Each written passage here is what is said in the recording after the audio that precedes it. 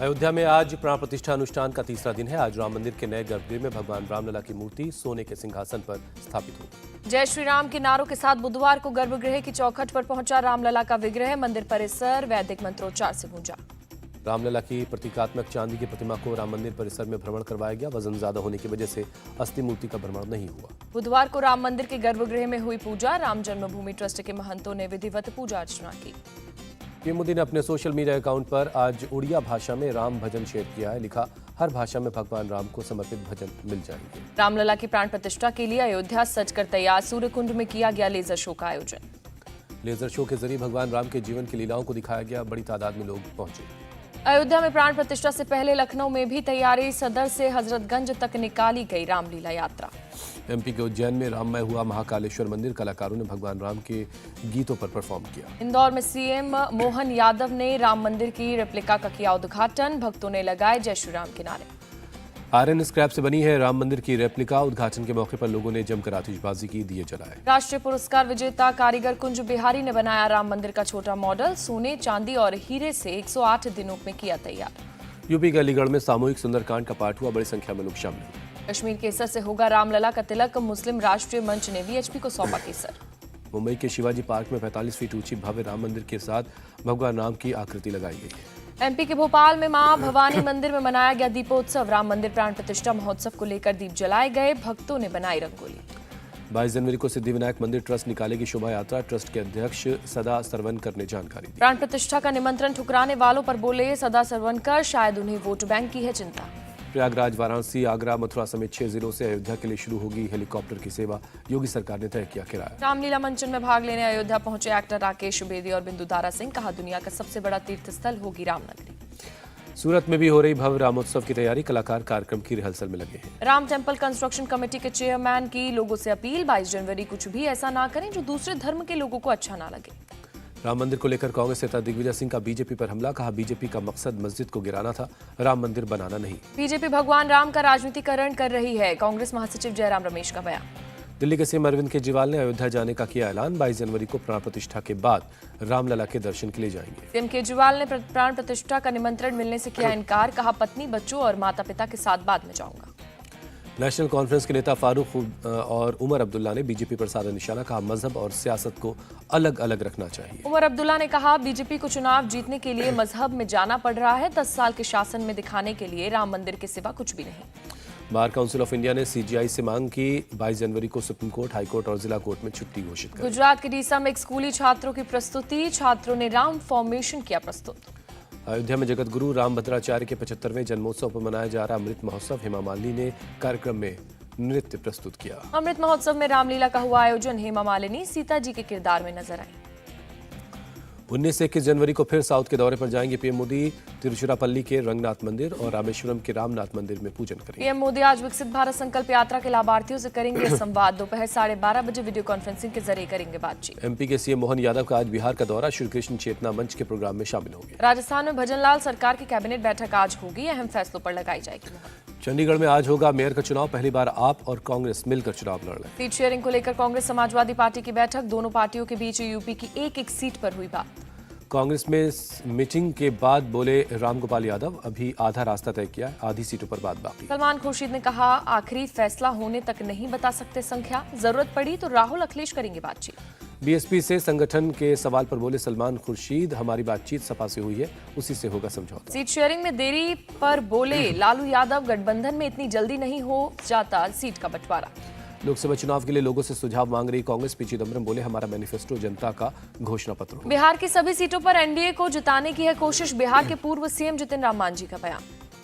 कर्नाटक के मंत्री प्रियांक खड़गे का बयान। लोकसभा की 25 सीटें जीतने पर कांग्रेस का फोकस है। सीएम भगवंत मान ने कांग्रेस से गठबंधन पर किया साफ। पंजाब की सभी 13 सीटों पर अकेले चुनाव लड़ने का ऐलान। महाराष्ट्र बीजेपी नेता गिरीश महाजन का दावा, कांग्रेस के कई नेता बीजेपी में शामिल होना चाहते हैं। दक्षिण मुंबई सीट को लेकर कांग्रेस में अब भी हलचल। विधायक अमीन पटेल बोले, सीट पर फैसला पार्टी आलाकमान करेंगे। नेशनल कॉन्फ्रेंस नेता उमर अब्दुल्ला बोले, जम्मू कश्मीर और लद्दाख की सभी सीटें इंडिया अलायंस जीते, ऐसी कोशिश रहेगी। यूपी में निवेश के दावे पर एसपी चीफ अखिलेश का सवाल। सरकार निवेश से मिले रोजगार के आंकड़े दे। अखिलेश यादव का योगी सरकार पर आरोप, विपक्ष के सवालों का सीधा जवाब नहीं देती सरकार। इंडिया टीवी संवाद में सीएम योगी का विपक्ष पर निशाना, कहा जो प्रभु राम को नहीं समझता वो भारत को नहीं जानता। सीएम योगी ने कहा वोट बैंक की राजनीति के चलते लटका था राम मंदिर का मुद्दा, कांग्रेस सियासत न करती तो कब का बन गया होता। रामलला की प्राण प्रतिष्ठा को सबको इंतजार, सीएम योगी ने कहा अगर राम मंदिर आंदोलन नहीं होता तो मैं सन्यासी नहीं होता। राहुल गांधी की न्याय यात्रा पर सीएम योगी का डायरेक्ट अटैक, कहा जिंदगी भर अन्याय किया, अब कौन सा न्याय करेंगे, राहुल गांधी को भगवान सद्बुद्धि दे। इंडिया टीवी संवाद के मंच से सीएम योगी का दावा 2024 में सबसे बड़ी विजय होगी, मोदी तीसरी बार बनेंगे प्रधानमंत्री।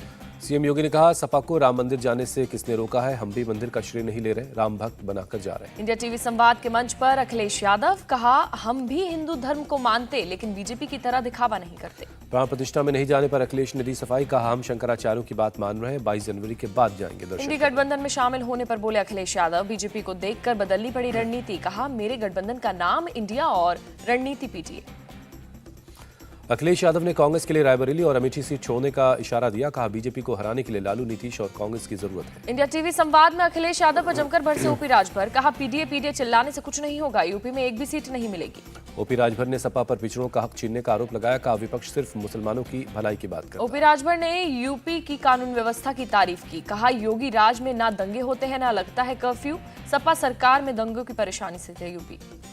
डिप्टी सीएम केशव प्रसाद मौर्य ने यूपी की 80 की 80 सीटें जीतने का दावा किया, कहा परिवारवाद की राजनीति खत्म करने की गारंटी है। केशव मौर्य का सपा कांग्रेस पर निशाना, तुष्टीकरण की राजनीति के लिए प्राण प्रतिष्ठा का न्योता ठुकराया।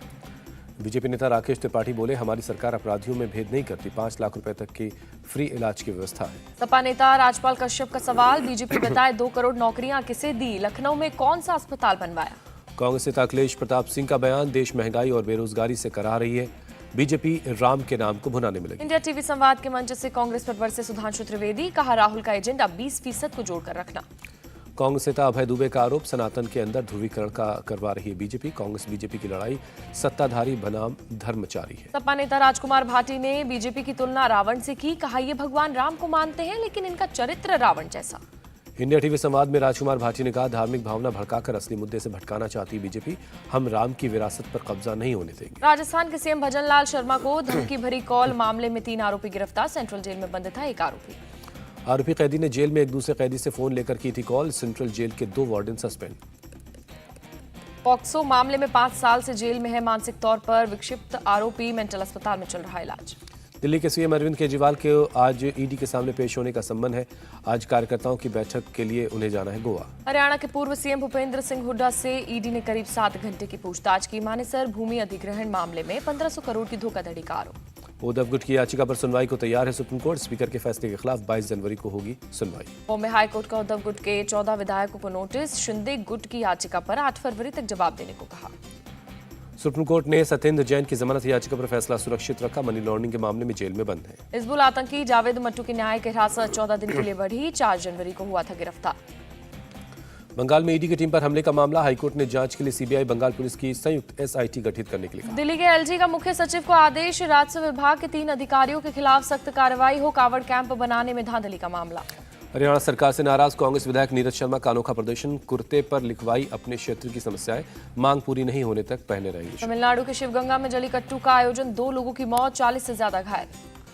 जम्मू कश्मीर के अखनूर में सुरक्षा बलों के जवान चला रहे चेकिंग अभियान, रिपब्लिक डे को देखते हुए बॉर्डर इलाकों में चेकिंग चल रही है। अगरतला में सड़क किनारे पलटी बस, तेज रफ्तार होने की वजह से हुआ हादसा। तेलंगाना के रंगारेड्डी में एक मैन्युफैक्चरिंग कंपनी में लगी आग, फायर ब्रिगेड की टीम ने आग पर काबू पाया। हैदराबाद के कोल्लूर में पुलिस को मिली बड़ी सफलता, चोरी हुए सोने और हीरे की ज्वेलरी बरामद, चोरी के आरोप में 4 गिरफ्तार।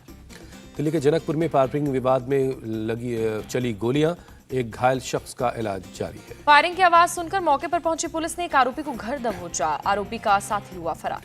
आगरा में पुलिस और बदमाशों के बीच मुठभेड़, 2 बदमाश गिरफ्तार हुए। ज्वेलरी शॉप में लूट के आरोपी है दोनों बदमाश, पुलिस ने चेकिंग के दौरान पुलिस पर फायरिंग की गई, पुलिस की जवाबी कार्रवाई में एक बदमाश को लगी गोली। एमपी के ग्वालियर में सॉल्वर गर्ल गिरफ्तार, डीएलएड की परीक्षा में दूसरे की जगह दे रही थी एग्जाम। यूपी के उन्नाव में पटाखों से भरे ट्रक में लगी आग, बीच सड़क धू धू कर जलता रहा ट्रक। ट्रक से बीच सड़क पर होती रही आतिशबाजी, हादसे में एक ट्रक ड्राइवर और उसका सहयोगी बाल बाल बचा। अमेरिकी विदेश मंत्री ने मोदी सरकार की जमकर तारीफ की, कहा सरकार की नीतियों का लोगों को मिल रहा है लाभ। आर्मी चीफ ने आईएनएस चिल्का का किया दौरा, अग्निवीरों के प्रशिक्षण और सुविधाओं को देखा। रिपब्लिक डे पर नौसेना की झांकी में आत्मनिर्भर भारत पर होगा फोकस, नारी शक्ति को भी दर्शाया जाएगा। विंग्स इंडिया प्रदर्शनी में दिखेंगे HAL के 2 स्वदेशी प्लेन, हिंदुस्तान 228 प्लेन और ALH ध्रुव उन्नत हेलीकॉप्टर है। दिल्ली में कपकपाती ठंड ने बढ़ाई लोगों की मुसीबत, कई ट्रेनें देरी से चल रही, रेलवे स्टेशन पर घंटों करना पड़ा इंतजार। जम्मू कश्मीर के श्रीनगर में कड़ाके की सर्दी जारी है, पर्यटकों में छाई खुशी, बर्फबारी का कर रहे हैं इंतजार। गाजियाबाद में आज पहली से 8वीं तक स्कूल बंद, शीतलहर और कोहरे की वजह से जिलाधिकारी ने दिया आदेश। बद्रीनाथ धाम में बारिश के बाद भारी बर्फबारी हुई, तापमान में काफी गिरावट देखी गई। RBI गवर्नर ने जताई उम्मीद, कहा वित्तीय साल 2024-25 में भारतीय अर्थव्यवस्था 7% की दर से बढ़ेगी। वर्ल्ड इकोनॉमिक फोरम में महाराष्ट्र सरकार के साथ 4 लाख करोड़ से ज्यादा के MOU पर हस्ताक्षर, सीएम शिंदे ने दी जानकारी। दावोस में तेलंगाना के CM रेवंत रेड्डी की गौतम अडानी से हुई मुलाकात, अडानी ग्रुप से 12,400 करोड़ के 4 MOU पर साइन हुए। केंद्रीय सहकारी समिति के प्रोग्राम में बोले अमित शाह, $5 ट्रिलियन की इकोनॉमी में सहकारिता की होगी बड़ी भूमिका। सुपर ओवर के रोमांचक मुकाबले में भारत ने किया क्लीन स्विप, तीसरे T20 में अफगानिस्तान को हराकर 3-0 से सीरीज जीती। T20 के इतिहास में पहली बार खेले गए 2 सुपर ओवर, भारत ने आखिरी सुपर ओवर में 12 रन का दिया लक्ष्य, अफगानिस्तान ने 1 रन पर खो दिए दोनों विकेट। पहले सुपर ओवर में अफगानिस्तान ने 16 रनों का लक्ष्य दिया, भारत ने भी 16 रन बनाकर बराबरी की। भारत ने पहले बैटिंग करते हुए 212 रन बनाए, अफगानिस्तान ने 212 रन बनाकर किया मैच टाई। भारत की तरफ से रोहित शर्मा ने नाबाद 121 रनों की पारी खेली, रिंकू सिंह ने नाबाद 69 रन बनाए। अफगानिस्तान की तरफ से गुलबदीन ने 55 रनों की पारी खेली, गुरबाज और जादरान ने लगाई 50। रोहित शर्मा बने player of the match, Shivam Dubey को मिला प्लेयर ऑफ द सीरीज का खिताब। रोहित शर्मा ने T20 में लगाया 5वां शतक, T20 में सबसे अधिक शतक बनाने वाले खिलाड़ी बने। पंकज त्रिपाठी की मोस्ट अवेटेड फिल्म मैं अटल हूं का दिल्ली में हुआ खास प्रीमियर, इंडिया टीवी के चेयरमैन रजत शर्मा और managing director Ritu Dhawan premiere में शामिल हुए। प्रीमियर के दौरान पंकज त्रिपाठी ने इंडिया टीवी के शो आपकी अदालत का जिक्र किया, कहा पहले आपकी अदालत में आया होता तो अटल जी के बारे में और जानने का मौका मिलता। इंडिया टीवी के चेयरमैन रजत शर्मा ने की पंकज त्रिपाठी के अदाकारी की तारीफ, मैं अटल हूं को एक शानदार फिल्म बताया। मैं अटल हूं के प्रीमियर में बीजेपी सांसद रविशंकर प्रसाद सहित राजनीतिक और फिल्मी हस्तियां भी मौजूद थी, सभी ने फिल्म की तारीफ की। दिल्ली में web series Indian police force का प्रमोशन, फिल्म के कलाकार शिल्पा शेट्टी, विवेक ओबराय और सिद्धार्थ मल्होत्रा हुए शामिल, दिल्ली पुलिस कमिश्नर भी पहुंचे।